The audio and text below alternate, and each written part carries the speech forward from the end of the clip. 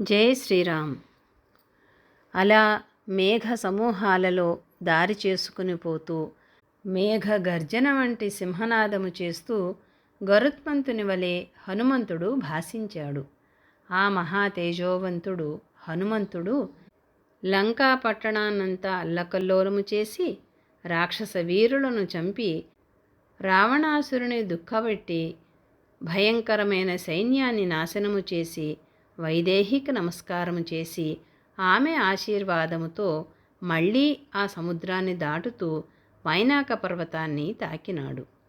అంతటా ఆ పరమ పరాక్రమవంతుడు అల్లెత్రాటి నుంచి వెలువడ్డ బాణము వలె మహావేగముతో పోతూ మహామేఘము వంటి మహేంద్ర పర్వతాన్ని చూచి సంతోషముతో ఉప్పొంగిపోయి సింహనాదము చేశాడు. మేఘ గర్జన వంటి ఆ సింహనాదానికి దిక్కులన్నీ పిక్కటిల్లిపోయినాయి. ఆ వానర శార్దూలము అంగదాది వానరులందరూ ఉన్న ప్రదేశ సమీపానికి చేరి సహృదర్శన ఉత్సుకతతో తోకను జాడిస్తూ మళ్ళీ సింహనాదము చేశాడు.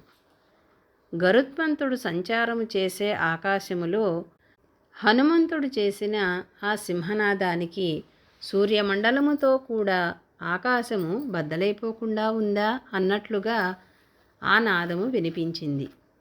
అప్పుడు ఆ సముద్రము ఉత్తర తీరాన ఉన్న మహాబలవంతుడు ఆ మహాశూరుడు హనుమంతుడు ఎప్పుడెప్పుడు వస్తాడా అని ఎదురు చూస్తూ ఉన్న వానరులు మహామేఘ గర్జనాధ్వని వంటి హనుమంతుని సింహనాదాన్ని అతని ఊరువుల వేగానికి అయిన మహాధ్వనిని విన్నారు.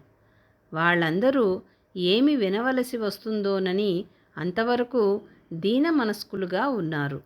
అప్పుడు ఆ హనుమంతుని సింహనాదాన్ని విని ఉత్సాహభరితులైనారు. జై శ్రీరామ్.